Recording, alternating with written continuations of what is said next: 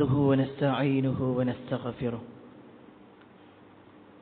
ونعوذ بالله من شرور أنفسنا ومن سيئات أعمالنا من يهده الله فلا مضل له ومن يضلل فلا هادي له وأشهد أن لا إله إلا الله وحده لا شريك له وأشهد أن محمدًا عبده ورسوله أرسله بالهدى ودين الحق ليظهره على الدين كله ولو كره المشركون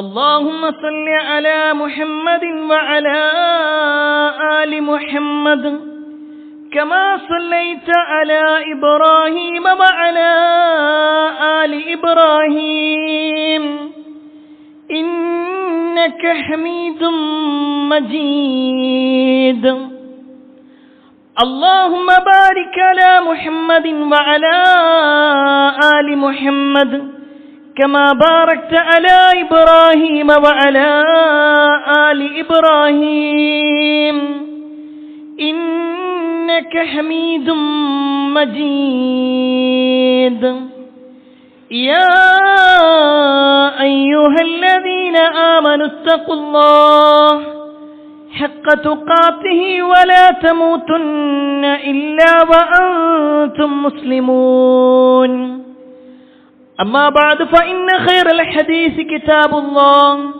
وخير الهدي هدي محمد صلى الله عليه وسلم وشر الأمور محدثاتها وكل محدثة بدعة وكل بدعة ضلالة وكل ضلالة في النار أعوذ بالله من الشيطان الرجيم بسم الله الرحمن الرحيم ومن شر حاسد إذا حسد يا أيها الناس أوصيكم وإياي أولا بتقوى الله ഏറെ സ്നേഹനീയരായ സത്യവിശ്വാസികളെ, സഹോദരന്മാരെ, സഹോദരിമാരെ, രക്ഷിതാക്കളെ,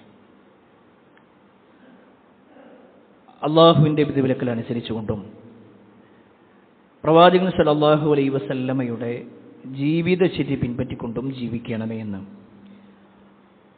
ആദ്യമായി എന്നോടും തുടർന്ന് നിങ്ങൾ ഓരോരുത്തരോടും ഉണർത്തുകയാണ്, വസിയ്യത്ത് ചെയ്യുകയാണ്. വിശുദ്ധ ഖുർആനിൽ നമുക്കെല്ലാവർക്കും സുപരിചിതമായ ഒരു സൂറത്താണ് സൂറത്തുൽ ഫലഖ്. ചെറിയ ഒരു സൂറത്തായതുകൊണ്ടും ചെറിയ പ്രായം തൊട്ടേ നമ്മൾ മനഃപ്പാഠമാക്കിയതുകൊണ്ടും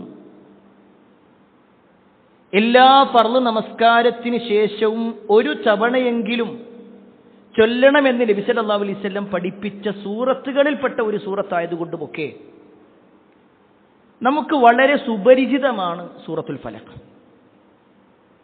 ഈ സൂറത്തുൽ ഫലഖിന്റെ പോരിശകളും ശ്രേഷ്ഠതകളും ഒക്കെ ധാരാളമുണ്ട്. പ്രത്യേകിച്ച് ആ ഒരു സൂറത്തിന്റെ തുടക്കം അല്ലാഹു സുബ്ഹാനഹു വ തആല പ്രവാചകനോട് പറയാൻ വേണ്ടി പറയാണ്, ഖുൽ നബിയെ പറയുക എന്ന് പറഞ്ഞുകൊണ്ട് അള്ളാഹുവിൻ്റെ ചില പേരുകളും അള്ളാഹുവിൻ്റെ ഇസ്മുകളിൽ നിന്ന് അള്ളാഹുവിനോട് രക്ഷ ചോദിക്കുക, ആ പേരുകൾ വെച്ചുകൊണ്ട് രക്ഷ ചോദിക്കുക എന്ന് പറയുന്നുണ്ട്. എന്നിട്ട് അല്ലാഹു സുബ്ഹാനഹു വ തആല അതിൽ എണ്ണിപ്പറയുന്ന ഒരു പ്രശ്നമുണ്ട്. എന്തിനാണ് രാവിലെയും വൈകുന്നേരവുമുള്ള അദ്കാറുകളിൽ അത് ചൊല്ലേണ്ടതെന്നും രാത്രി കിടക്കുന്ന സമയത്ത് ആ സൂറത്ത് 3 തവണ ചൊല്ലേണ്ടതെന്നും എല്ലാ നമസ്കാരത്തിന്റെ അവസാനത്തിന് ശേഷവും നമസ്കാരങ്ങൾക്ക് ശേഷം ഒരു തവണയെങ്കിലും ചൊല്ലണമെന്നൊക്കെ പഠിപ്പിക്കുന്നത് ആ പ്രശ്നങ്ങളിൽ നിന്ന് പരിഹാരം കിട്ടാൻ വേണ്ടിയിട്ടാണ്. ചില പ്രശ്നങ്ങൾ അതിൽ പറയുന്നുണ്ട് ഈ ഒരു സൂറത്തിൽ. അതിന്റെ അവസാനത്തെ ആയത്ത്, 5-ാമത്തെ ആയത്തിൽ അല്ലാഹ് പറയാണ്, വമിൻ ശർരി ഹാസിദിൻ ഇദാ ഹസദ്. അസൂയാലു അസൂയപ്പെടുമ്പോൾ അതിന്റെ കെടുതിയിൽ നിന്നും ആ അസൂയക്കാരന്റെ ചിന്തകളിൽ നിന്നും അവന്റെ വാക്കുകളിൽ നിന്നും അവന്റെ നോട്ടങ്ങളിൽ നിന്നൊക്കെ അല്ലാഹുവേ ഞാൻ നിന്നോട് രക്ഷ ചോദിക്കുകയാണ്. ഇത്ര ഗൗരവത്തിൽ ഈ ഒരു സൂറത്തിൽ ആവർത്തിച്ചാവർത്തിച്ച് നമ്മുടെ പല നമസ്കാരങ്ങളിലും ദിക്റുകളിലും ദുആകളിലുമൊക്കെ ഈ ഒരു സൂറത്ത് ചൊല്ലാൻ വേണ്ടി പറഞ്ഞതിന്റെ കാരണം, പ്രിയപ്പെട്ടവരെ, ഹസദ് എന്ന് പറഞ്ഞാൽ, അസൂയ എന്ന് പറഞ്ഞാൽ അത്രത്തോളം ഗൗരവമുണ്ട് എന്നതുകൊണ്ട് തന്നെയാണ്. സത്യത്തിൽ എന്താണ് അസൂയ? ഹസദ് എന്ന് അറബി ഭാഷയിൽ പറയും. അതിനെ പണ്ഡിതന്മാർ ഒന്നുകൂടി വിശദീകരിച്ചു. ഹുവ തമന്നി സിവാലി നിഅമത്തില്ലാഹ് അനിൽ മഹ്സൂദ്. ഒരാൾക്ക് ഒരു അനുഗ്രഹം കിട്ടുമ്പോൾ മറ്റൊരാൾക്ക് കിട്ടിയ ഒരു അനുഗ്രഹത്തിന്റെ പേരിൽ അതൊന്ന് നീങ്ങിക്കാണണം, അതൊന്നും ഇല്ലായിരുന്നെങ്കിൽ, അതൊന്ന് നഷ്ടപ്പെട്ടിരുന്നെങ്കിൽ എന്നൊരാൾ ആഗ്രഹിക്കലാണ് അസൂയ. മറ്റൊരാൾക്ക് എന്തെങ്കിലും ഒരു അനുഗ്രഹം കിട്ടുമ്പോൾ അത് അയാൾക്ക് കിട്ടേണ്ടതല്ല, അയാൾക്കത് കിട്ടാൻ പാടില്ലായിരുന്നു. എനിക്കത് കിട്ടിയിട്ടില്ലെങ്കിലും കുഴപ്പമില്ല, ഓനക്കത് കിട്ടാതിരുന്നാൽ മതി. ഈ ഒരു ചിന്തയാണ് ശരിക്കും അസൂയ.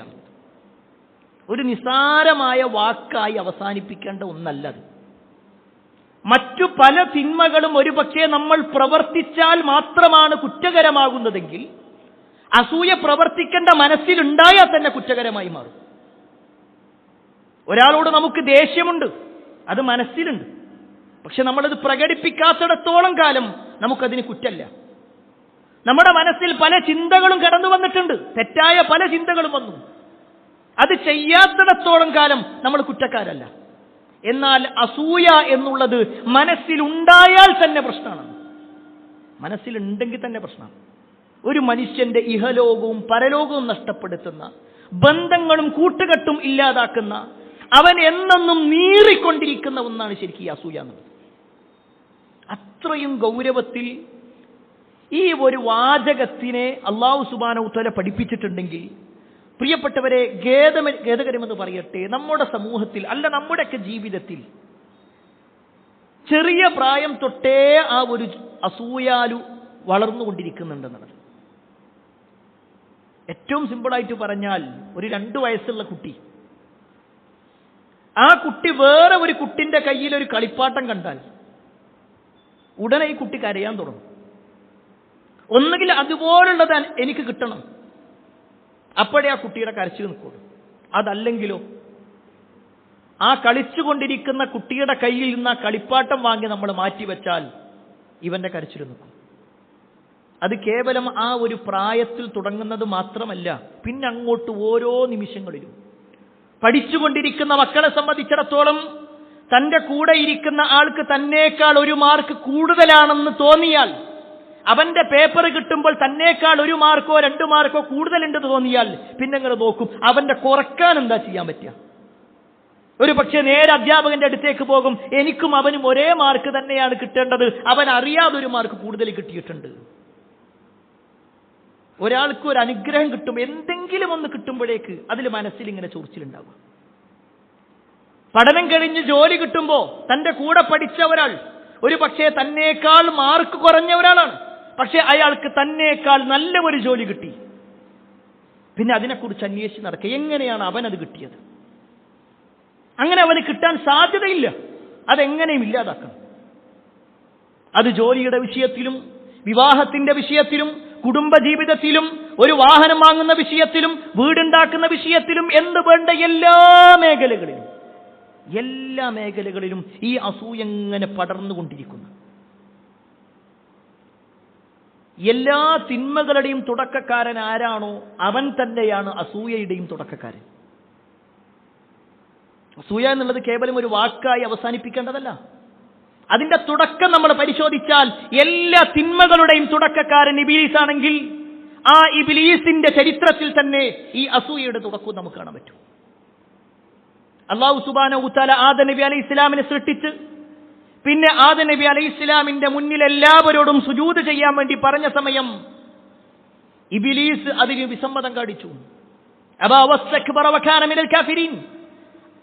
അവൻ വിസമ്മതം കാണിച്ചു, കിബിർ കാണിച്ചു, അവൻ കാഫിറുകളിൽപ്പെട്ട ആളാണ്. ആ ഒരു കാര്യത്തെക്കുറിച്ച് അല്ലാഹു സുബ്ഹാനഹു വ തആല ഇബ്ലീസിനോട് ചോദിക്കുന്നത് ഖുർആനിൽ കാണാൻ പറ്റും. അല്ലാഹു ചോദിക്കാണ്, മാ മനഅക അല്ലാ തസ്ജുദ ഇദ് അമർതുക. ഇബ്ലീസിനോട് ചോദിക്കുകയാണ്, ഞാൻ നിന്നോട് കൽപ്പിച്ച സമയത്ത് ആദം നബിയുടെ മുന്നിൽ സുജൂദ് ചെയ്യാൻ വേണ്ടി പറഞ്ഞപ്പോൾ എന്താണ് നിനക്കതിന് തടസ്സമായത്? ആ സമയത്ത് ഇബ്ലീസ് പറയുകയാണ്, അന ഖൈറും മിൻഹു, അന ഖൈറും മിൻഹു ഖലഖ്തനി മിൻ നാർ വഖലഖ്തഹു മിൻ തീൻ. ഞാൻ അവനേക്കാൾ ഉത്തമനാണ്. റബ്ബേ, നീ എന്നെ സൃഷ്ടിച്ചിട്ടുള്ളത് തീ കൊണ്ടാണ്. തീ കൊണ്ട് സൃഷ്ടിക്കപ്പെട്ട ഞാൻ മണ്ണുകൊണ്ട് സൃഷ്ടിക്കപ്പെട്ട അവന് സുജൂദ് ചെയ്യുകയോ? അതൊരിക്കലുമില്ല, അതില്ല, അത് വേണ്ടാണ്. ഞാനാണ് ഉത്തമൻ എന്നുള്ളൊരു ചിന്ത, എനിക്കാണ് എല്ലാ നന്മകളും ഉണ്ടാവേണ്ടതെന്ന ചിന്ത വീണ്ടും നമുക്ക് ഖുർആനിൽ കാണുവാൻ സാധിക്കും. ഈ ഇബ്ലീസ് പറയുന്ന വാചകം പറയാണ്, അറഅയ്തക ഹാദല്ലദീ കറംത അലയ്യ. എന്നേക്കാൾ നീ ആദരിച്ചിട്ടുള്ള ഇവൻ ആരാണെന്ന് നീ എനിക്ക് പറഞ്ഞു തരൂ. എന്താ ഇതിനുള്ള പ്രത്യേകത? ആദമിന് എന്താ, എന്നേക്കാൾ എന്ത് പ്രത്യേകതയുണ്ട്? സത്യത്തിൽ ഈ ചരിത്രങ്ങളിൽ നിന്ന് നമുക്ക് ബോധ്യപ്പെടുത്തുന്ന ചില കാര്യങ്ങളുണ്ട്. ഒരാളെ സംബന്ധിച്ചിടത്തോളം അയാളുടെ ജീവിതത്തിലുള്ള ഒട്ടുമിക്ക തിന്മകളുടെയും തുടക്കം വരുന്നത് ഈ അസൂയയിൽ നിന്നാണ്. ഈ ഭൂമി ലോകത്തുണ്ടായ ഒന്നാമത്തെ തിന്മയത, ഭൂമി ലോകത്തുള്ള ഒന്നാമത്തെ തിന്മ ആദം നബി അലൈഹി ഇസ്ലാമിന്റെ 2 മക്കളുമായി ബന്ധപ്പെട്ടുകൊണ്ടാണ്. കാബീലും ഹാബീലും രണ്ടും ആദം നബിയുടെ മക്കളാണ്. പക്ഷേ ഒരാൾക്ക് മറ്റൊരാളോട് ചെറിയ വിരോധം. എന്തിന്റെ പേരില? രണ്ടുപേരും അള്ളാഹ്ക്ക് ബലിയർപ്പിച്ചു, അള്ളാഹ്ക്ക് ഖുർബാൻ നൽകി. അതിൽ ഒരാളുടേത് അള്ളാഹ് സ്വീകരിച്ചു, മറ്റേയാളുടേത് അള്ളാഹ് സ്വീകരിച്ചില്ല. സ്വീകരിക്കപ്പെട്ടവന്റെ വിഷയത്തിൽ അവൻ അള്ളാഹ്ക്ക് എന്തോ ഒരു പ്രാധാന്യമുണ്ട്. അങ്ങനെ വേണ്ട. സ്വീകരിക്കപ്പെടാത്ത കാബീല് സ്വീകരിക്കപ്പെട്ട ഹാബീലിനെ കൊലപ്പെടുത്തണം. കൊലപാതകം തുടങ്ങുന്നത്, വിമർശനങ്ങൾ തുടങ്ങുന്നത്, വിരോധങ്ങൾ തുടങ്ങുന്നത് എല്ലാം ഈ ഒരു അസൂയയിൽ നിന്നാണെന്ന് നമുക്ക് കാണാൻ പറ്റും. പ്രിയപ്പെട്ടവർ, ഈ ചരിത്രങ്ങളിൽ നിന്ന് പണ്ഡിതന്മാർ രേഖപ്പെടുത്തുന്ന ചില കാരണങ്ങളുണ്ട്. അസൂയയുടെ കാരണങ്ങൾ എന്തൊക്കെയെന്ന് കണ്ടോളി. നമ്മൾ ആണോ അല്ലേ എന്നുള്ളത് പരിശോധിക്കാനുള്ളത് കൂടിയാണ്. ഒരാളുടെ ജീവിതത്തിൽ അസൂയ ഉണ്ടോ ഇല്ലയോ പരിശോധിക്കാം. അസൂയയുടെ കാരണങ്ങൾ പണ്ഡിതന്മാർ എണ്ണുകയാണ്. ഒന്നാമത്തെ കാര്യം, ഒരാൾക്ക് തോന്നാണ് ഞാൻ അവനേക്കാൾ ഉത്തമൻ, എല്ലാ ഖൈറും അതെനിക്ക് ആദ്യമുണ്ട്, എന്നേക്കാൾ ഉഷാറൊന്നുമല്ല ഓനുള്ളത്. ഈ ചിന്തയിൽ നിന്നാണ് പൊതുവെ എല്ലാ തെറ്റുകളും തുടങ്ങുന്നത്. ചരിത്രത്തിൽ കാണുവാൻ സാധിക്കും, മഹാനായ യൂസുഫ് നബി അലൈഹിസ്സലാം. യൂസുഫ് നബി അലൈഹിസ്സലാം തന്റെ സഹോദരങ്ങളെക്കാൾ സ്ഥാനമുള്ള ആളായിരുന്നു. പൊതുവെ യൂസുഫ് നബി അലൈഹി ഇസ്ലാമിന്റെ വാപ്പയായ യാക്കൂബ് നബി അലൈഹി ഇസ്ലാമിനെ സംബന്ധിച്ചിടത്തോളം അദ്ദേഹത്തിന് 12 മക്കളുണ്ട്. അതിൽ ചെറിയ 2 മക്കളാണ് ബിന്യാമീനും യൂസുഫും. ഈ 2 മക്കളോട് സ്വാഭാവികമായിട്ടും ഒരു വാപ്പയ്ക്ക് ചെറിയ മക്കളോട് ചില വാത്സല്യങ്ങൾ ഉണ്ടാകും. എന്നാൽ അത് മൂത്ത മക്കൾക്ക് ദേഷ്യമായി എന്ന് മാത്രമല്ല, അവര് തന്റെ സഹോദരന്റെ വിഷയത്തിൽ തീരുമാനിച്ചത് എന്താണെന്നറിയോ? തന്റെ സഹോദരനെ കൊല്ലണമെന്നുള്ള ചിന്ത. അല്ലാഹു വിശുദ്ധ ഖുർആനിലൂടെ പറയാ, ഇദ് ഖാലൂ ലയൂസുഫു വഅഖൂഹു അഹബ്ബു ഇലാ അബീനാ മിന്നാ വനഹ്നു ഉസ്ബത്തുൻ ഇന്ന അബാനാ ലഫീ ളലാലിൻ മുബീൻ. ഒരാൾക്ക് അസൂയ കണ്ട് മൂത്ത് കഴിഞ്ഞാൽ പിന്നെ എന്താ പറയേണ്ടതെന്ന് അറിയില്ല എന്നുള്ളതിന്റെ തെളിവും കൂടിയാ. സ്വന്തം വാപ്പാന്റെ വിഷയത്തിൽ പറയാണ്, വാപ്പക്കാകെ വഴികേടിലായിട്ടുണ്ട്, വാപ്പാന്റെ അന്തൊക്കെ പോയിട്ടുണ്ട്. കാരണം വാപ്പാക്ക് യൂസുഫിനും അവന്റെ സഹോദരനും മാത്രമേ ഇഷ്ടമുള്ളൂ. നമ്മൾ അതിനേക്കാൾ ശക്തന്മാരല്ലേ, അവരെക്കാൾ കൈക്കരുത്ത് നമുക്കില്ലേ? എന്നിട്ട് നമ്മുടെ കാര്യത്തിൽ വാപ്പാക്ക് ഒരു ബന്ധമില്ല. എന്നിട്ട് അവർ തീരുമാനിച്ചതെന്താ? യൂസുഫിനെ ഞങ്ങൾ കൊന്നോളി, ഒരു തമ്മിൽ അങ്ങോട്ട് കൊല്ലുക, അല്ലെങ്കിൽ എവിടെയെങ്കിലും കൊണ്ടുപോയിട്ടിടുക. എന്നാ എന്ത് ചെയ്യും? വാപ്പാന്റെ ശ്രദ്ധ നമ്മളിലേക്ക് വരും. ഇപ്പോ അവനുള്ളത് കൊണ്ടാണ് വാപ്പ നമ്മളെ പരിഗണിക്കാത്തത്. അവൻ പോയി കഴിഞ്ഞാൽ, അവനൊന്നും ഇല്ലാതായി കഴിഞ്ഞാൽ പിന്നെ നമുക്ക് ആ അനുഗ്രഹങ്ങളൊക്കെ കിട്ടും. ഒരാൾക്ക് ഒരു അനുഗ്രഹം കിട്ടുമ്പോ ആ അനുഗ്രഹം നശിച്ചു കാണുക, അതാണ് അസൂയ. അവർക്കുണ്ടായത് അസൂയാണ്. അത് കേവലം അവരിൽ മാത്രമല്ല, നമ്മുടെ നേതാവായ മുഹമ്മദ് മുസ്തഫ സല്ലല്ലാഹു അലൈഹി വസല്ലം മക്കയിൽ വന്ന സമയത്ത് മക്കയിലുള്ള ആളുകൾക്കുണ്ടായ അസൂയ. അവരെന്താ പറഞ്ഞത്? നബി സല്ലല്ലാഹു അലൈഹി വസല്ലം മോശക്കാരനാണെന്ന് അവർ പറഞ്ഞിട്ടുണ്ടോ? നീ താൻ തോന്നിയാണെന്ന് പറഞ്ഞിട്ടുണ്ടോ? ഒന്നുമില്ല. പിന്നെന്താ പറഞ്ഞേ? അല്ല മുഹമ്മദേ, അള്ളാഹ്ക്ക് നിന്നെ പറ്റിയത്. ഞങ്ങളിതാ നിന്നേക്കാൾ കരുത്തുള്ള ആളുകൾ, നിന്നേക്കാൾ തറവാടിത്തമുള്ള ആളുകൾ, നിന്നേക്കാൾ സമ്പന്നരായ ആളുകൾ, നിന്നേക്കാൾ എല്ലാം കൊണ്ടും ഉഷാറായ ആളുകൾ ഞങ്ങളെ കാണാതെ എങ്ങനെ പടച്ചോ നിന്നെ തെരഞ്ഞെടുക്കുക? അതുകൊണ്ട് ഞങ്ങൾ സ്വീകരിക്കൂല. അതല്ലേ അബൂജഹൽ പറഞ്ഞു? അതല്ലേ ഉത്തുബയുടെ വാദം? എന്തിനേറെ പ്രവാചകൻ സല്ലല്ലാഹു അലൈഹി വസല്ലം മക്കക്കാരുടെ ഉപദ്രവം സഹിക്കവയ്യാതെ തന്റെ ഉമ്മയുടെ കുടുംബക്കാരായ ത്വായിഫുകാരുടെ അടുത്തേക്ക് പോയി. ആ ത്വായിഫുകാരെന്താ പറഞ്ഞു? നബി സല്ലല്ലാഹു അലൈഹി വസല്ലം ത്വായിഫുകാരായ അവരെ പ്രധാനികളിൽ 4 ആളെ വിളിച്ചിരിക്കുന്ന. ആദ്യം നബി സല്ലല്ലാഹു അലൈഹി വസല്ലം ത്വായിഫ് പോയിട്ട് ഓരെ വിളിക്കരുത്. 4 പേരെയും ഒരു റൂമിലേക്ക് ഒരു ഭാഗത്തേക്ക് വിളിച്ചു. എന്നിട്ട് ഇസ്ലാമിനെ അവരുടെ മുന്നിലേക്ക് വെച്ചു കൊടുത്തു. നിങ്ങളത് സ്വീകരിക്കണം എന്ന് പറഞ്ഞു. അവർ പറഞ്ഞു സ്വീകരിക്കണില്ല. അപ്പൊ നബി സല്ലല്ലാഹു അലൈഹി വസല്ലം പറഞ്ഞു, നിങ്ങൾ സ്വീകരിക്കണില്ലെങ്കിൽ വേണ്ട, ഞാൻ എൻ്റെ പ്രബോധനം, എൻ്റെ ദഅവത്ത് ഞാൻ നടത്തട്ടെ. ഉടനെ അവരുടെ കൂട്ടത്തിൽ ഒരാൾ എഴുന്നേറ്റ് ചോദിച്ച ചോദ്യം എന്താണെന്നറിയോ? അല്ല മുഹമ്മദേ, വേറെ ആരും പടച്ചോന് കിട്ടിയില്ല? നിന്നെ മാത്രമാണ് പടച്ചോനിക്ക് കിട്ടിയത്? ഞങ്ങളില്ലേ ഇവിടെ? നിന്നേക്കാൾ എന്തുകൊണ്ടും കരുത്തരായ ഞങ്ങളില്ലേ? ഞങ്ങളെയൊന്നും തെരഞ്ഞെടുക്കാതെ എന്തുകൊണ്ട് അള്ളാഹ് നിന്നെ തെരഞ്ഞെടുത്തു? അതുകൊണ്ട് ഞങ്ങൾ അംഗീകരിക്കൂല. നിന്നെ ഒട്ട് ഇവിടെ പ്രബോധനം ചെയ്യാൻ അനുവദിക്കുകയില്ല. പിന്നീടാണ് തെണ്ടി പിള്ളേരെ വെച്ചുകൊണ്ട് നബി സല്ലല്ലാഹു അലൈഹി വസല്ലമയെ അവിടുന്ന് എറിഞ്ഞോടിക്കണത്. അവിടുന്ന് പോയി നബി സല്ലല്ലാഹു അലൈഹി വസല്ലം വരുന്നത് എങ്ങട്ടാ? മദീനത്തേക്ക്. അസൂയ ഒരു മനുഷ്യനെ എത്രത്തോളം തകർക്കുമെന്നതിന്റെ തെളിവ്, ഒരു സമൂഹത്തെ നശിപ്പിക്കുന്നതിന്റെ തെളിവ്. ജൂതന്മാരെ സംബന്ധിച്ചിടത്തോളം അവർക്കറിയാം ഒരു പ്രവാചകൻ വരുമെന്ന്. അതുകൊണ്ട് തന്നെയാണ് ചരിത്രത്തിൽ അവർ പല യുദ്ധങ്ങളിലും ഏർപ്പെട്ട് ആ യുദ്ധങ്ങളിൽ അവർ പരാജയപ്പെട്ട് തിരിച്ചു പോകുന്ന സമയത്ത് അവർ പറയാറുണ്ട്, ഞങ്ങളിലേക്ക് ഒരു പ്രവാചകൻ വരും, ആ പ്രവാചകൻ വന്നാൽ ഇപ്പോൾ ഞങ്ങൾ തോറ്റതിനെല്ലാം ഞങ്ങൾ പ്രതികാരം ചെയ്യും, ഞങ്ങൾ തിരിച്ച് നിങ്ങളെ പരാജയപ്പെടുത്തും പറഞ്ഞിട്ടുണ്ടായിരുന്നു. അങ്ങനെ അവരിലേക്ക് പ്രവാചകൻ സല്ലല്ലാഹു അലൈഹി വസല്ലമ വന്നു. ഒരു സ്വീകരിച്ചില്ല എന്ന് മാത്രമല്ല, മരണം വരെ വിരോധം മാത്രം എന്ന് അവർ പറഞ്ഞു. നമ്മൾ ഇസ്ലാമിക ചരിത്രം പരിശോധിക്കുമ്പോൾ നബി സല്ലല്ലാഹു അലൈഹി വസല്ലം മക്കയിൽ പ്രബോധനം ചെയ്തിട്ട് ആയിരക്കണക്കിന് ആളുകൾ മക്കയിൽ നിന്ന് ഇസ്ലാം സ്വീകരിച്ചുവെങ്കിൽ നബി സല്ലല്ലാഹു അലൈഹി വസല്ലം മദീനയിൽ പ്രബോധനം ചെയ്തപ്പോൾ അതിന്റെ ചുറ്റുഭാഗത്തുള്ള അറബ് ഗോത്രങ്ങളെല്ലാം ഇസ്ലാമിലേക്ക് വന്നിട്ടുണ്ട്. പക്ഷേ ആ മദീനയിലുണ്ടായിരുന്ന ഗോത്രങ്ങൾ 3 പ്രധാനപ്പെട്ട ജൂത ഗോത്രങ്ങളായിരുന്നു: ബനു ഖൈനുഖാ, ബനു ഖുറൈള, ബനു നദീർ. ഈ 3 ഗോത്രങ്ങളെ കൂടി നോക്കിക്കഴിഞ്ഞാൽ വളരെ ചുരുക്കം, വിരലിലെണ്ണാവുന്ന ആളുകൾ മാത്രമേ ഇസ്ലാമിലേക്ക് വന്നിട്ടുള്ളൂ. അവർക്ക് നബി സല്ലല്ലാഹു അലൈഹി വസല്ലമ പ്രവാചകനാണെന്ന് അറിയാത്തത് കൊണ്ടല്ല. അതിന്റെ ഏറ്റവും വലിയ തെളിവ് നമുക്ക് കാണാൻ പറ്റും. നബി സല്ലല്ലാഹു അലൈഹി വസല്ലം വിവാഹം ചെയ്തിട്ടുള്ള ഒരേ ഒരു ജൂത കുടുംബത്തിൽപ്പെട്ട ആളാണ് മഹദിയായ സഫിയ റളിയല്ലാഹു അൻഹ.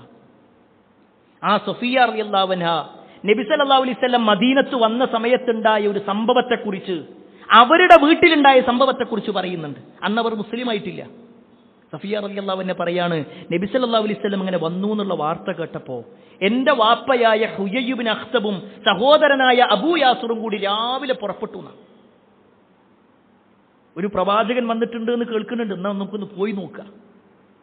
അങ്ങനെ നേരെ ചൊല്ലിയാണ് നബി സല്ലല്ലാഹു അലൈഹി വസല്ലമയെ കണ്ടു. നബി സല്ലല്ലാഹു അലൈഹി വസല്ലമയുടെ പ്രവർത്തനങ്ങളൊക്കെ മാറി നിന്ന് വീക്ഷിച്ചു. എന്നിട്ട് ഏകദേശം മഗ്രിബിനോടടുത്ത സമയം, സൂര്യാസ്തമയത്തിന്റെ സമയത്താണ് അവർ തിരിച്ചു വരുന്നത്. രാവിലെ മുതൽ വൈകുന്നേരം വരെ പ്രവാചകനെ വീക്ഷിച്ചിട്ടുണ്ട്. എന്നിട്ട് അവർ 2 പേരും വീട്ടിലേക്ക് വന്നു. സഫിയ റളിയല്ലാഹു അൻഹ പറയാണ്, ഞാൻ നോക്കുമ്പോൾ 2 പേരും തലയും താഴ്ത്തിയിരിക്കുന്നുണ്ട്. ആ സമയത്ത് തന്റെ പിതാവിന്റെ സഹോദരനായ അബൂ യാസിർ ചോദിക്കുന്നുണ്ട്, അഹു അല്ല, അയാൾ തന്നെയാണോ? അയാൾ നമ്മൾ ആരെയാണോ പ്രതീക്ഷിക്കുന്നത്, നമ്മളൊരു പ്രവാചകൻ വരുമെന്ന് പറയുന്ന അതേ പ്രവാചകൻ തന്നെയാണോ അത്? ആ സമയത്ത് ഹുയയ് ഇബ്നു അഖ്തബ് പറയാണ്, നഅം, അതെ, നമ്മൾ ആരെയാണോ പ്രതീക്ഷിച്ചത് അവൻ തന്നെയാണ്. വീണ്ടും അബൂ യാസിറിന്റെ ചോദ്യം, എങ്കിൽ നമ്മൾ എന്ത് ചെയ്യണം? അയാളെ സ്വീകരിക്കണോ അതല്ല ഒഴിവാക്കണോ? ആ സമയത്ത് ജൂത നേതാവായിട്ടുള്ള ഹുയയ്യ് ഇബ്നു അഖ്തബ് പറയുന്ന മറുപടി എന്താണെന്നറിയോ? മരണം വരെ എതിർപ്പ് മാത്രമാണ്. എന്തുകൊണ്ട് പ്രിയപ്പെട്ടവരെ? തങ്ങളുടെ ആളല്ല, തങ്ങളുടെ ഗോത്രത്തിൽ നിന്ന് വന്നില്ല. ഞങ്ങൾ വിചാരിച്ചത് ഞങ്ങളെ ആളായിട്ട് വരുന്നാണ്. പക്ഷെ ഞങ്ങളുടെ കൂട്ടത്തിലല്ല എന്നതുകൊണ്ട് ഞങ്ങൾക്കില്ലാത്ത അനുഗ്രഹം അവരുടെ കാര്യത്തിൽ നമുക്കും വേണ്ട. ഇതാണ് പ്രിയപ്പെട്ടവരെ അസൂയ എന്ന് പറഞ്ഞാൽ. എനിക്കില്ലെങ്കിൽ മറ്റൊരാൾക്കും വേണ്ട. എന്തനുഗ്രഹങ്ങളുണ്ടെങ്കിലും അത് എനിക്കാണ് കിട്ടേണ്ടത് എന്ന ഒരു ചിന്തയാണ് ആളുകൾക്ക് ഉണ്ടാകുക. രണ്ടാമത്തെ ഒരു കാരണം എന്താണെന്നറിയോ? ഒരാൾക്ക് അസൂയ തുടങ്ങുന്നതിന്റെ കാരണം അള്ളാഹിന്റെ ഖദറിലുള്ള വിശ്വാസക്കുറവാണ്. അള്ളാഹിലും വിശ്വാസം ഉണ്ടാവില്ല, ഖദറിലും ഉണ്ടാവില്ല. അതുകൊണ്ട് തന്നെ ആർക്കെന്ത് കിട്ടുമ്പോഴും അവനെ സംബന്ധിച്ചിടത്തോളം ഒരു ബേജാറ് ഇങ്ങനെ ഉണ്ടാവും. ഒരു ബേജാറ് അയാളുടെ ജീവിതത്തിൽ ഉണ്ടാകും. ഇവിടെയാണ് താബി പണ്ഡിതനായ വഹ്ബ് ഇബ്നു മുനബ്ബഹ് റഹ്മത്തുള്ളാഹി അലൈഹി ഒരു അസൂയാലുവിന്റെ 3 ലക്ഷണത്തെക്കുറിച്ച് പറയുന്നുണ്ട്. ഇത് കേവലം ഒരു ലക്ഷണമായിട്ട് കേൾക്കാനുള്ളതല്ല. നമ്മുടെ ജീവിതത്തിൽ ഇതുണ്ടോ നോക്കണം. മറ്റുള്ളവന്റെ ജീവിതത്തിലേക്ക് നമ്മൾ നോക്കണ്ട. നമ്മുടെ ജീവിതത്തിൽ എന്തോ ഈ 3 കാര്യങ്ങളുണ്ടോ നോക്കാം. വലിൽ ഹാസിദി 3 അലാമാത്ത്. തീർച്ചയായും അസൂയാലുവിന് 3 ലക്ഷണങ്ങളുണ്ട്. യഗ്താബു ഇദാ ഗാബൽ മഹ്സൂദ്. ഒന്നാമത്തെ ലക്ഷണം, അസൂയ വെക്കുന്നവരോടോ അവന്റെ അഭാവത്തിൽ അവൻ പരദൂഷണം പറയുന്നു. അസൂയ വെക്കുന്ന ഒരാളെ സംബന്ധിച്ചിടത്തോളം അയാൾ ഇല്ലാത്ത സമയത്ത് ഒരാൾക്ക് എല്ലാ അനുഗ്രഹവും പഠിച്ചു കൊടുത്തിട്ടുണ്ട്. അത് സ്വന്തം സഹോദരനായിരിക്കാം, അയൽവാസിയായിരിക്കാം, കൂട്ടുകാരനായിരിക്കാം. അപ്പൊ അവരില്ലാത്ത സമയത്ത് മറ്റുള്ളവരോട് ഇങ്ങനെ പറയും, ഓൻ അങ്ങനെയാണ്, ഓനക്കത് കിട്ടിയത് എങ്ങനെയാണെന്നറിയോ? എന്തായാലും ഇപ്പൊ ശരിക്കുള്ള മാർഗത്തിൽ ഇപ്പൊ അത് കിട്ടൂല. എന്തോ ഒരു പ്രശ്നങ്ങളൊക്കെ ഉണ്ട്, അല്ലെങ്കിൽ ഗൾഫിൽ എന്തോ ഒരു തരികയുടെ പരിപാടി ഉണ്ടായിട്ടുണ്ട്. ഇങ്ങനെ എന്ത് ചെയ്യുമെന്ന് വെച്ച് കഴിഞ്ഞാൽ അവരെ കുറിച്ചുള്ള പരദൂഷണങ്ങൾ പറഞ്ഞുകൊണ്ടിരിക്കും. ഒരാളുടെ ലക്ഷണം അയാൾ അസൂയാലുവാണ് എന്നതിന്റെ ലക്ഷണമാണ്. രണ്ടാമത്തെ കാര്യം വയതമല്ലഖു ഇദാ ഷഹിദ. ഇതൊക്കെ പറയുന്ന ആള് ആ ആളങ്ങോട്ട് കണ്ടു കഴിഞ്ഞാൽ, അവന്റെ അടുത്തെത്തിക്കഴിഞ്ഞാൽ ഒരു പ്രകടമായ സ്നേഹം കാണിക്കുകയും ചെയ്യും. ആദ്യം വെറുപ്പ് കാണിച്ചാൽ മനസ്സുകൊണ്ട് വെറുപ്പുണ്ട്, പക്ഷേ പ്രകടമായിക്കൊണ്ട് സ്നേഹം കാണിക്കും. ഉള്ളിലെന്താണ്? അയാളുടെ അങ്ങേയറ്റത്തെ വെറുപ്പാണ്. അയാൾക്ക് എന്ത് അനുഗ്രഹങ്ങൾ കിട്ടുന്നതിലും ദേഷ്യമാണ്. എന്നാൽ പ്രകടമായിക്കൊണ്ട് അവൻ ആ ഒരു സ്നേഹം പ്രകടിപ്പിക്കുകയും ചെയ്യും. എന്നിട്ടോ വയശ്മതു ലിൽ മുസീബ. അവന് വല്ല ദോഷവും ബാധിക്കുമ്പോൾ അവൻ സന്തോഷിക്കുകയും ചെയ്യും. മറ്റേ ആൾക്ക് എന്തോ അനുഗ്രഹം കിട്ടിയെന്നൊക്കെ പറഞ്ഞ് അവന് വലിയ ജോലിന്റെ കാര്യമൊക്കെ പറഞ്ഞപ്പോൾ നമ്മൾ കുറേ പറഞ്ഞിറങ്ങും. പിന്നെയാണ് കേൾക്കുന്നത് ഓന്റെ ജോലി പോയിത്രേ. അപ്പൊ ഒരു മനസ്സിനൊരു സമാധാനം. അയാളൊരു വാഹനം വാങ്ങി, ആ വാഹനം എന്തോ പ്രശ്നമായി ഇടിച്ചിട്ടുണ്ട്, അപ്പൊ ഒരു മനസ്സിനൊരു സമാധാനം. അയാളുടെ ജോലി നഷ്ടപ്പെട്ടു, അയാളുടെ വീട് അത് ജപ്തി ചെയ്തു, അങ്ങനെ എന്തെങ്കിലുമൊക്കെ ഒരു വാക്കിങ്ങനെ കേൾക്കുമ്പോൾ ഒരു മനസ്സിനൊരു സമാധാനം ഉണ്ടായി. അതാണ് ഒരു അസൂയാലുവിന്റെ ലക്ഷണം എന്ന് പറയുന്നത്. എങ്കിൽ പ്രിയപ്പെട്ടവരെ, ഇത്രയും കാര്യങ്ങൾ പറയുമ്പോൾ സ്വാഭാവികമായിട്ടും നമ്മൾ നമ്മുടെ കാര്യത്തിലൊന്ന് പരിശോധിക്കണം. അസൂയയുടെ ഇനങ്ങൾ പണ്ഡിതന്മാർ എണ്ണിയതിൽ നമ്മൾ എവിടെയെങ്കിലുമൊക്കെ ഉണ്ടോ എന്നുള്ളത്. നമ്മുടെ ജീവിതത്തിൽ ഒരു അസൂയാലുവിന്റെ, ഒരു ഹാസിദിന്റെ സ്വഭാവം നമ്മളിലുണ്ടോ എന്നുള്ളത് 3 കാര്യങ്ങൾ പണ്ഡിതന്മാർ എണ്ണിയിട്ടുണ്ട്. അതിലേതെങ്കിലും ഒന്ന് നമ്മളിലുണ്ടെങ്കിൽ നമ്മളും അസൂയാലുവാണ്. അതിൽ ഒന്നാമത്തെ കാര്യം എന്താണെന്നറിയോ? മറ്റൊരാൾക്ക് ലഭിച്ച അനുഗ്രഹങ്ങൾ നീങ്ങിപ്പോകാൻ ആഗ്രഹിക്കാം. ഒന്നാമത്തെ കാര്യം തന്നെ. ഒരാൾക്ക് അള്ളാഹു ഒരു അനുഗ്രഹം കൊടുത്തിട്ടുണ്ട്, അതൊന്ന് നീങ്ങി കിട്ടിയിരുന്നെങ്കിൽ, അവന്റെ ജോലി നഷ്ടപ്പെട്ടിരുന്നെങ്കിൽ, അവന്റെ ആ ഒരു ജീവിതം ഇല്ലാതായിരുന്നെങ്കിൽ, ഈ വാഹനത്തിൽ പോകുമ്പോൾ തന്നെ അവനൊരു അപകടം സംഭവിച്ചിരുന്നെങ്കിൽ, ഈ ചിന്തകൾ ഒന്നാമത്തെ ഏറ്റവും ഗൗരവപ്പെട്ട വിഷയം. രണ്ടാമത്തെ കാര്യം എന്താണെന്നറിയോ? മറ്റുള്ളവർക്ക് നൽകപ്പെട്ട അനുഗ്രഹങ്ങൾ നീങ്ങിപ്പോകണമെന്നൊന്നുമില്ല, പക്ഷെ എന്നാലും അവനത് കിട്ടിയതിൽ നമ്മളെ മനസ്സിനൊരു വിഷമം. അല്ല, എന്തുകൊണ്ടപ്പോ ഓർക്കത് കിട്ടിയതെന്താ? നമ്മുടെ അയൽവാസി പുതിയൊരു വാഹനം വാങ്ങുമ്പോഴേക്ക് നമ്മളിങ്ങനെ നോക്കിക്കൊണ്ടിരിക്കുക. അയാളുടെ വീട്ടിൽ എന്തെങ്കിലും ഒരു മാറ്റം വരുമ്പോഴേക്ക് നമ്മളിങ്ങനെ പരസ്പരം പറഞ്ഞുകൊണ്ടിരിക്കുക, എവിടുന്നപ്പ അവർക്ക് ആ പൈസ കിട്ടിയത്? നമ്മുടെ തൊട്ട് കൂടെ ജോലി ചെയ്യുന്ന ഒരാൾക്ക് എന്തോ ഒരു അനുഗ്രഹം കിട്ടുമ്പോൾ എന്താ എനിക്ക് കിട്ടാതെ അവന് മാത്രം അത് കിട്ടിയത്?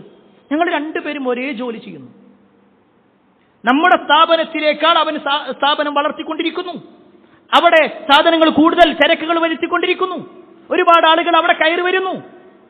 എന്തോ ഒരു പ്രശ്നമുണ്ട്, ഒരു മനസ്സിൽ ഇങ്ങനെ ഒരു കുത്തലിങ്ങനെ വരിക. അസൂയയുടെ ലക്ഷണമാണ്. മൂന്നാമത്തെ കാര്യം എന്താണെന്നറിയോ? മറ്റൊരാൾക്ക് ലഭിച്ച അനുഗ്രഹങ്ങൾ നശിക്കണമെന്നില്ല, അതേപോലെ തന്നെ അത് കിട്ടിയതിൽ വിഷമമല്ല, പക്ഷെ അതേപോലുള്ളത് എനിക്കും കിട്ടണം. ഒരു പക്ഷെ എല്ലാവരും ചിന്തിക്കുന്ന കാര്യമാണ്, അയാളുടെ ആ ഒരു വീട് പോലെ എനിക്കൊരു വീട് കിട്ടിയിരുന്നെങ്കിൽ, അയാളുടെ ആ വാഹനം പോലെ എനിക്കൊരു വാഹനം കിട്ടിയിരുന്നെങ്കിൽ, അയാളുടെ ആ ജോലി പോലെ ആ ഒരു ജോലി എനിക്കും കിട്ടിയിരുന്നെങ്കിൽ ഒരാൾക്ക് ആഗ്രഹിക്കാം. ഇതൊരു തെറ്റായ കാര്യമില്ല. പക്ഷേ അത് ആഗ്രഹിച്ച് അവസാനം അത് കിട്ടാത്ത സമയമൊക്കെ അവൻ വീണ്ടും രണ്ടാമത്തേലേക്കോ മൂന്നാമത്തേലേക്ക് എത്തും, ആദ്യം പറഞ്ഞതിലേക്ക് എത്തും. അവൻ മെല്ലെ മെല്ലെ ആ വ്യക്തിയോട് അസൂയ ഉള്ള ആളായിട്ട് മാറും. ഇതൊക്കെ പ്രിയപ്പെട്ടവരെ ഇതിന്റെ ഗൗരവമാണ് അറിയിക്കുന്നതെങ്കിൽ, നമ്മുടെ ജീവിതത്തിൽ ഈ ഏറ്റവും വലിയ തിന്മ നമ്മുടെ മനസ്സിൽ പോലും ഉണ്ടായാൽ കുറ്റകരമാകുന്ന ഈ ഒരു തിന്മ, ഇതിൽ നിന്ന് രക്ഷപ്പെടാനുള്ള പരിഹാരങ്ങൾ എന്തൊക്കെയാണ്?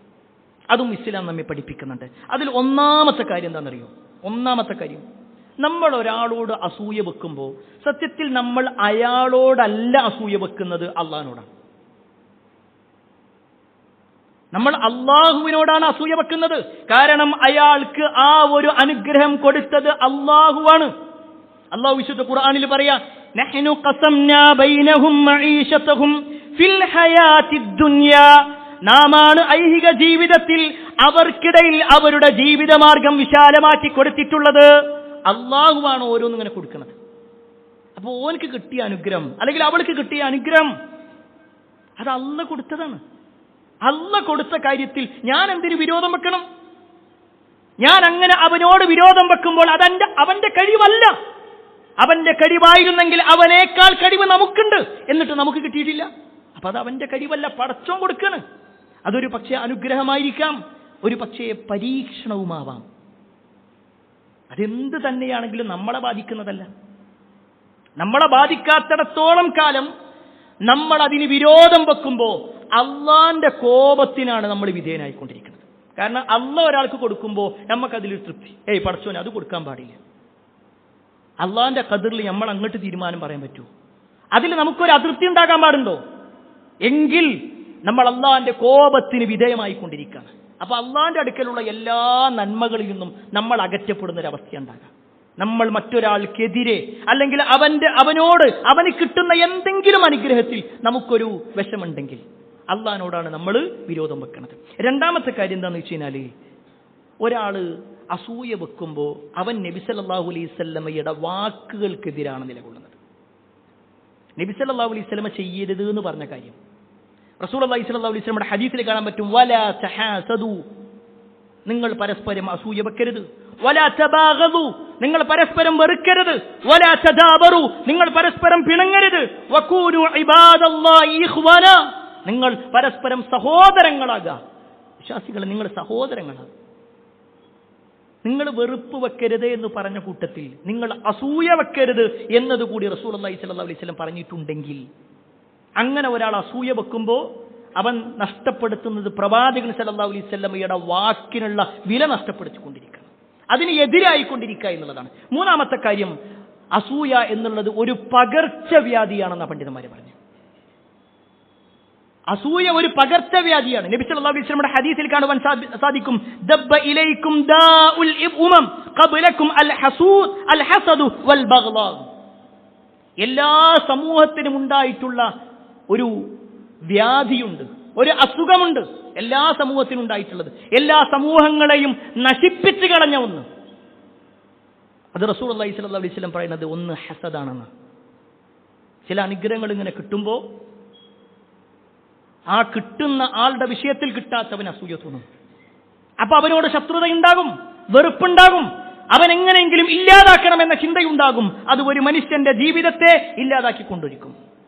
അതുകൊണ്ട് തന്നെ ഒരു മനുഷ്യൻ ആ തരത്തിൽ അസൂയ വെക്കുമ്പോൾ അവനെ തന്നെയാണ് ഇല്ലാതാക്കിക്കൊണ്ടിരിക്കുന്നത് എന്ന വാചകം കൂടി നമ്മൾ മനസ്സിലാക്കണം.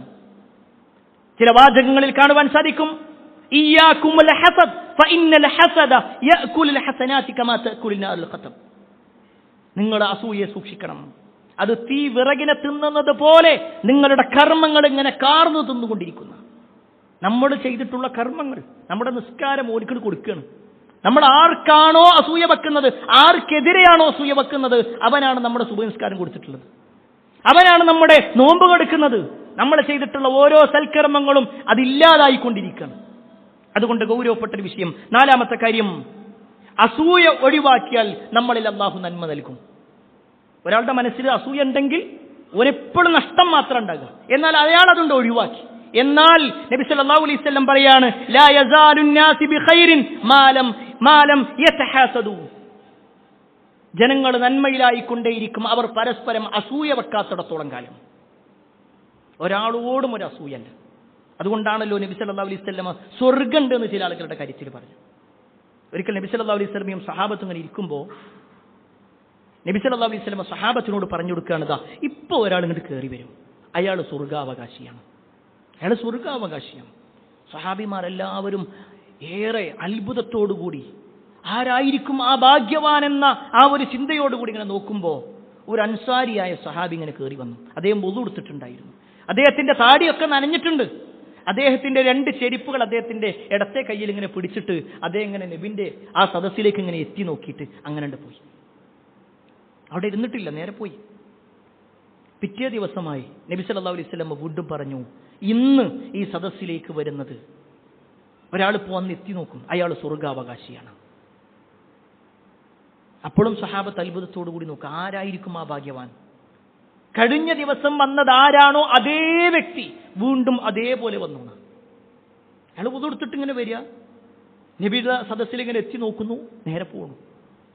3-ാമത്തെ ദിവസം ഇത് സംഭവിച്ചു. ഈ ഹദീസ് റിപ്പോർട്ട് ചെയ്യണത് അബ്ദുല്ലാഹി ഇബ്നു അംർ ഇബ്നു അസ് റളിയല്ലാഹു അൻഹുവാണ്. അദ്ദേഹം പറയാണ്, എന്തായിരിക്കും ആ വ്യക്തിക്ക് ഈ ഒരു സ്ഥാനം കിട്ടാനുള്ളൊരു കാര്യം? തൻ്റെ ജീവിതത്തിൽ ചെയ്യാൻ വേണ്ടിയിട്ടാണ്, അത് മുടക്കാൻ വേണ്ടിയിട്ടല്ല. അബ്ദുല്ലാഹി ഇബ്നു അംർ ഇബ്നു അസ് റളിയല്ലാഹു അൻഹു നേരെ ഇയാളുടെ വീട്ടിൽ ചെന്നു. ചില കാരണങ്ങൾ പറഞ്ഞിട്ട് ഞങ്ങളെ വീട്ടിൽ നിൽക്കട്ടെ വെച്ചു. 2 ദിവസം നിൽക്കാൻ വേണ്ടിയിട്ട്, അദ്ദേഹത്തിനൊന്ന് നോക്കാൻ വേണ്ടിയിട്ട്, എന്താണ് ഇപ്പോൾ അദ്ദേഹം കൂടുതൽ ചെയ്യണം നോക്കാൻ വേണ്ടിയിട്ട്. അങ്ങനെ 3 ദിവസം അവിടെ നിന്നു. 3-ാമത്തെ ദിവസം അദ്ദേഹം വന്നിട്ട് പറയാണ്, ഞാനിവിടെ വന്ന് നിൽക്കാനുള്ള കാരണം നബി സല്ലല്ലാഹു അലൈഹി വസല്ലം ഒരു വാക്കായിരുന്നു. നബി സല്ലല്ലാഹു അലൈഹി വസല്ലം പറഞ്ഞിരുന്നു, ഈ ഒരു സദസ്സിലേക്ക് ഒരാൾ വരും, അയാൾ സ്വർഗ്ഗാവകാശിയാണെന്നുള്ളത്. ആ എത്തി നോക്കിയ ആ പറഞ്ഞ സമയത്തൊക്കെ വന്നത് നിങ്ങളാണ്. നിങ്ങളിപ്പോൾ എന്താ ഇപ്പം ഇതിന് മാത്രം ചെയ്യണത്? ഞാൻ നോക്കിയിട്ട് നിങ്ങൾ കാര്യമായിട്ടൊന്നും ചെയ്യണത് കാണില്ല, ഞങ്ങളൊക്കെ ചെയ്യണത് തന്നെ ചെയ്യണം. ആ സമയത്ത് അയാൾ ചിരിച്ചു. എന്നിട്ട് പറയാണ്, അള്ളാഹുവാണ് സത്യം, ഞാൻ കൂടുതലൊന്നും ചെയ്യണില്ല. എന്താണോ നിങ്ങൾ ചെയ്യുന്നത് ആ കാര്യങ്ങളൊക്കെ തന്നെയാണ് ചെയ്യണത്. പക്ഷേ എനിക്കൊരു കാര്യം ഉറപ്പിച്ചു പറയാൻ പറ്റും, എൻ്റെ മനസ്സിൽ ഒരാളോടും വിരോധമോ വിദ്വേഷമോ ഒന്നുമില്ല, പകയില്ല, ദേഷ്യമില്ല, ഒരാളോട് അസൂയില്ല. ഒരാൾക്ക് സ്വർഗം ഉറപ്പാക്കുന്ന ഒരു കാര്യം പ്രിയപ്പെട്ടവരെ നമുക്ക് പറയാൻ പറ്റുമോ? നമ്മുടെ നിസ്കരിക്കുന്നവരാണ്, നോമ്പെടുക്കുന്നവരാണ്, എല്ലാം. പക്ഷേ എനിക്ക് ഒരാളോടും, നമ്മുടെ കൂടെ നമ്മൾ അതേപോലെ ജോലി ചെയ്യുന്ന ആൾ, നമ്മൾ ജോലി ചെയ്യുന്ന അതേ ജോലി ചെയ്യുന്നു, പക്ഷേ നമ്മളെക്കാൾ അയാൾക്ക് എന്തൊക്കെയോ ഉണ്ട്. അയാൾക്ക് നല്ല ഒരു വാഹനമുണ്ട്, നല്ല വീടുണ്ട്, അയാൾ സാമ്പത്തികമായിട്ട് നല്ല ഉയർച്ചയിൽ വരുന്നു. ഇതൊക്കെ കണ്ടിട്ടും നമുക്ക് അസൂയല്ല എന്ന് പറയാൻ കഴിയൂ? അവിടെയാണ് വിശ്വാസി എന്ന നിലക്ക് നമ്മൾ സ്വയം പരിശോധിക്കേണ്ടത്. അതിൽ ചേർത്ത് വെക്കേണ്ട ഒരു കാര്യം, 5-ാമത്തെ കാര്യം എന്താണെന്ന് വെച്ചാൽ, അസൂയ നമ്മുടെ ഈമാൻ വരെ ഇല്ലാതാക്കുന്ന. നബി സല്ലല്ലാഹു അലൈഹി വസല്ലം ഹദീസിൽ കാണുവാൻ സാധിക്കും, ലാ യജ്തമിആനി ഫീ ഖൽബി അബ്ദിൻ അൽ ഈമാൻ വൽ ഹസദ്. ഒരു വിശ്വാസിയുടെ മനസ്സിൽ 2 എണ്ണം ഉണ്ടാവില്ല. ഈമാനും ഹസദും യോജിക്കൂല. ഒന്നുകിൽ ഈമാൻ അല്ലെങ്കിൽ ഹസദ്. അസൂയ ഉള്ളവന്റെ ഈമാൻ നഷ്ടപ്പെടും, ഈമാൻ ഉള്ളവന് ഹസദ് ഉണ്ടാവില്ല. നമ്മൾ സ്വയം പരിശോധിക്കണം, നമ്മുടെ ഈമാൻ അത് നഷ്ടപ്പെട്ടു പോകുന്ന രൂപത്തിലുള്ള അസൂയാലോ ആണ് എന്ന് നമ്മൾ പരിശോധിക്കണം. ഇനി ഇതിൽ പരിഹാരമായിട്ട് പണ്ഡിതന്മാർ എണ്ണീറ്റുള്ള 6-ാമത്തെ കാര്യം എന്താണെന്നറിയോ? അങ്ങനെ ഒരാൾക്ക് വല്ല അനുഗ്രഹം കിട്ടിയെന്ന് കേൾക്കുമ്പോൾ നമ്മുടെ മനസ്സ് മാറല്ല വേണ്ടേ, നമ്മൾ ആകെ ദേഷ്യം വെക്കല്ല വേണ്ടത്, അവൻ എങ്ങനെയെങ്കിലും മുടക്കണമെന്ന ചിന്തയല്ല വേണ്ടത്, അവന് വേണ്ടി പ്രാർത്ഥിക്കുക എന്നുള്ളതാണ്. ഒരു പക്ഷേ പല ആളുകളും പരിചയമില്ലാത്തൊരു കാര്യം, അയാൾക്ക് ഇന്ന ഒരു ജോലി കിട്ടിയിട്ടുണ്ട്, അയാൾ ഇന്ന ഒരു വാഹനം വാങ്ങിയിട്ടുണ്ട്, അയാൾക്ക് ഇന്ന ഒരു സൗകര്യം കിട്ടിയിട്ടുണ്ട് എന്ന് പറയുമ്പോൾ അത് കേട്ടാൽ ഉടനെ പറയണം, ബാറക്കല്ലാഹു ഫീ, അള്ളാഹു അയാൾക്ക് ബർക്കത്ത് നൽകട്ടെ. അയാൾ ഇല്ലെങ്കിൽ അങ്ങനെയാ പറയണ്ടേ. എന്നാൽ അയാൾ നേർക്ക് നേരെ വന്ന് പറയാണ്, എനിക്ക് ഇത് ഞാൻ വാങ്ങിയതാണ്, അൽഹംദുലില്ലാ പടച്ചോന്റെ ഒരു തൗഫീഖ് കൊണ്ട് ഞാൻ അങ്ങനെ വാങ്ങിയിട്ടുണ്ട് എന്ന് പറയുമ്പോൾ ഉടനെ പറയേണ്ട വാചകം എന്താണെന്നറിയോ? ബാറക്കല്ലാഹു ലക, അള്ളാഹു നിങ്ങൾക്ക് ബറക്കത്ത് ചെയ്യട്ടെ. അത് വെറുതെ നാഭമുണ്ടല്ല, കൽബോണ്ട് പറയാൻ കഴിയണം. നാവോണ്ടത് പറയും ചെയ്യാ, എന്നിട്ട് നേരെ അവന്റെ കുറ്റങ്ങൾ മറ്റുള്ളവരോട് പറയാ. അത് അസൂയാലുവിന്റെ ലക്ഷണമായിട്ടാണ് പണ്ഡിതന്മാരെങ്ങിയത്. ആത്മാർത്ഥമായിട്ട് പറയണം പ്രിയപ്പെട്ടവരെ. കാരണം അയാൾക്ക് അങ്ങനെ നല്ല ഒരു ജോലി കിട്ടി. നമ്മളെന്താ ഒരു വിശ്വാസി എന്ന നിലയ്ക്ക് നമ്മളെന്താ മനസ്സിലാക്കേണ്ടത്? അൽഹംദുലില്ലാ, ഒരാൾക്കെങ്കിലും ഒരു ഖൈറുണ്ടല്ലോ, അവന് നല്ല ജോലി കിട്ടുന്നത്. നിന്റെ ജീവിതത്തിൽ വല്ല പ്രയാസങ്ങളൊക്കെ വരുമ്പോൾ അവനോട് എനിക്ക് വല്ലതും ചോദിക്കാലോ, ഒരു സമാധാനത്തിൽ എന്തെങ്കിലുമൊക്കെ അവനോടും ചോദിക്കാലോ. ആ ഒരു മാനസികാവസ്ഥയിലേക്കാണ് പോകേണ്ടത്. അല്ലാതെ ഒരാൾക്ക് വല്ലത് കിട്ടുമ്പോഴേക്ക് അത് മുഴുവൻ നഷ്ടപ്പെടണമെന്ന ചിന്തയല്ല ഒരു വിശ്വാസിക്ക് ഉണ്ടാവേണ്ടത്. പ്രിയപ്പെട്ടവരെ, ഈ പറഞ്ഞതെല്ലാം ഒരു മുസ്ലിം എന്ന നിലക്ക് നമ്മളേറെ ഗൗരവത്തോടുകൂടി കാണേണ്ട കാര്യം. പ്രത്യേകിച്ച് ഞാൻ തുടക്കത്തിൽ പറഞ്ഞ വാചകം നിങ്ങൾ മറക്കരുത്.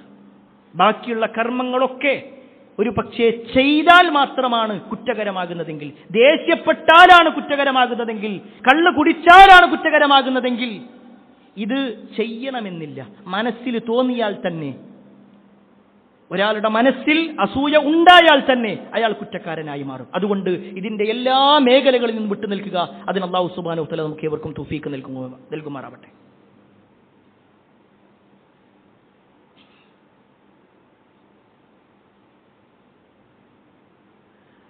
അൽഹംദുലില്ലാഹി റബ്ബിൽ ആലമീൻ വസ്സലാത്തു വസ്സലാമു അലാ റസൂലില്ലാഹ് വഅലാ ആലിഹി വഅസ്ഹാബിഹി അജ്മഈൻ. അമ്മാ ബഅദ്. പ്രിയപ്പെട്ട സഹോദരങ്ങളെ, സത്യവിശ്വാസികളെ, അള്ളാഹുവിൻ്റെ വിധിവിലക്കൽ അനുസരിച്ചുകൊണ്ടും പ്രവാചകൻ സല്ലല്ലാഹു അലൈഹി വസല്ലമയുടെ ജീവിതചര്യ പിൻപറ്റിക്കൊണ്ടും ജീവിക്കണമേ എന്ന് ഒരിക്കൽ കൂടി എന്നോടെന്ന പോലെ നിങ്ങൾ ഓരോരുത്തരോടും ഉണർത്തുകയാണ്, വസിയ്യത്ത് ചെയ്യുകയാണ്. നമ്മുടെ എല്ലാം പരലോകം നഷ്ടപ്പെടുത്തുന്ന, ഇഹലോകം കൂടി നഷ്ടപ്പെടുത്തുന്ന ഹസദ് എന്ന് പറയുന്ന, അസൂയ എന്ന് പറയുന്ന മാരക വിപത്തിനെ കുറിച്ചാണ് ഓർമ്മപ്പെടുത്തിയത്. റസൂലുള്ളാഹി സ്വല്ലല്ലാഹു അലൈഹി വസല്ലമയുടെ ഹദീസുകൾ പരിശോധിക്കുമ്പോൾ രണ്ട് കാര്യങ്ങൾക്ക് ഒരാൾക്ക് അസൂയ പറ്റുമെന്ന് കാണാൻ കഴിയും. രണ്ട് കാര്യങ്ങളുടെ വിഷയത്തിൽ. ലാ ഹസദ ഇല്ലാ ഫീ ഇസ്നതൈൻ. രണ്ട് കാര്യങ്ങൾക്കല്ലാതെ അസൂയയില്ല. ആ അസൂയ എന്ന് പറയുമ്പോൾ തന്നെ നശിച്ചു കാണണമെന്ന ഉദ്ദേശത്തിലുള്ള അസൂയല്ല, മറിച്ച് അതുപോലെ എനിക്കും കിട്ടിയിരുന്നെങ്കിൽ എന്ന അസൂയ. അതിൽ ഒന്നാമത്തത്, ഒരാൾ ധാരാളമായി കൊണ്ട് ഖുർആൻ പഠിച്ചിട്ടുണ്ട്. ഖുർആൻ ധാരാളമായി പഠിച്ചു എന്ന് മാത്രമല്ല, അയാൾ ആ ഖുർആൻ ഓതിക്കൊണ്ട് രാത്രി ഒരുപാട് നിന്ന് നമസ്കരിക്കുന്നു. പകലിലാവട്ടെ അയാൾ ജനങ്ങൾക്ക് ദീന് പറഞ്ഞു കൊടുക്കുകയും ചെയ്യുന്നുണ്ട്.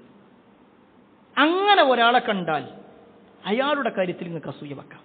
പഠിച്ചോനെ, അതേപോലെ എനിക്കും അറിവ് കിട്ടുകയാണെങ്കിൽ എനിക്കും ഇതുപോലെ ആരാധനാക്രമങ്ങൾ ചെയ്യാമായിരുന്നു, എനിക്കും ജനങ്ങൾക്ക് പറഞ്ഞു കൊടുക്കാമായിരുന്നു. ആ ഒരു നിലക്ക് ഒരാൾക്ക് അസൂയുണ്ട്. രണ്ടാമത്തെ ഒരു കാര്യം, ഒരാൾക്ക് അല്ലാഹു സുബ്ഹാനഹു വ തആല സമ്പത്ത് കൊടുത്തു. ആ സമ്പത്ത് അയാൾ ദീനിയായ കാര്യങ്ങൾക്ക് വേണ്ടി ചെലവഴിക്കും. ദുനിയാവിന്റെ വിഷയത്തിലല്ല, അയാൾ വലിയ വലിയ വീടുണ്ടാക്കുന്ന വിഷയത്തിലല്ല, അയാൾ നല്ല നല്ല സൗകര്യങ്ങൾ ഉണ്ടാക്കുന്നതിന്റെ വിഷയത്തിലല്ല, മറിച്ച് അയാൾക്ക് അല്ലാഹു നൽകിയ സമ്പത്ത് അയാൾ ദീനിന്റെ മാർഗത്തിൽ കൊടുക്കുക. പള്ളിക്ക് വേണ്ടി, ആളുകളെ സഹായിക്കാൻ വേണ്ടി, മദ്രസക്ക് വേണ്ടി, ഇങ്ങനെ ദീനിന്റെ കാര്യങ്ങൾക്ക് വേണ്ടി ആളിങ്ങനെ കൊടുക്കുന്നത് കാണുമ്പോൾ നമുക്ക് ആഗ്രഹിക്കാം, പടച്ചോനെ എനിക്കും അതേപോലെ സമ്പത്ത് ഉണ്ടായിരുന്നെങ്കിൽ എനിക്കും പള്ളിക്ക് വേണ്ടി ഇങ്ങനെ കൊടുക്കാമായിരുന്നല്ലോ, എനിക്കും ജനങ്ങളെ സഹായിക്കാമായിരുന്നല്ലോ, എനിക്കും ഇന്നാലിന്ന കാര്യങ്ങൾ ചെയ്യാമായിരുന്നല്ലോ. ഈ രണ്ട് കാര്യങ്ങൾക്ക് വേണ്ടി മാത്രമേ പ്രിയപ്പെട്ടവരെ അസൂയ പാടുള്ളൂ. അവിടെ നമ്മളൊന്ന് പരിശോധിക്കുക, നമ്മുടെ ജീവിതത്തിലുള്ള അസൂയൊക്കെ ഈ പറഞ്ഞ രണ്ടിലാണ്. ഖേദകരമെന്ന് പറയട്ടെ, ഈ രണ്ടിൽ ഒന്നിൽ പോലും നമുക്ക് തോന്നിയിട്ടില്ല എന്നുള്ളതാണ്. ഒരാൾ ഖുർആൻ ഓതുന്നത് കണ്ടിട്ട് പടച്ചോനെ എനിക്കും അതേപോലെ ഒന്ന് ഖുർആൻ പഠിക്കണം എന്ന ചിന്ത പ്രിയപ്പെട്ടവരെ നമ്മളിൽ ഉണ്ടായിട്ടുണ്ടോ?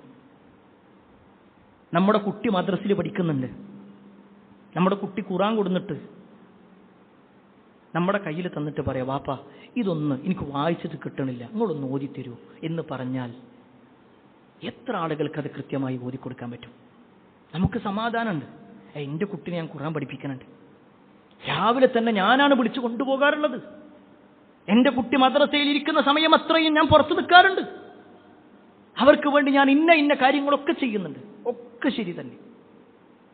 എന്ന പ്രിയപ്പെട്ടവരെ, നമ്മുടെ കുട്ടിക്കൊരു റോൾ മോഡലാകാൻ, ഖുർആൻ പഠിക്കുന്ന ആളാവാൻ, ഖുർആനിന്റെ ആളാവാൻ നമ്മളിൽ എത്ര ആളുകൾ പരിശ്രമിക്കുന്നുണ്ട് എന്ന് സ്വയം പരിശോധിക്കാം.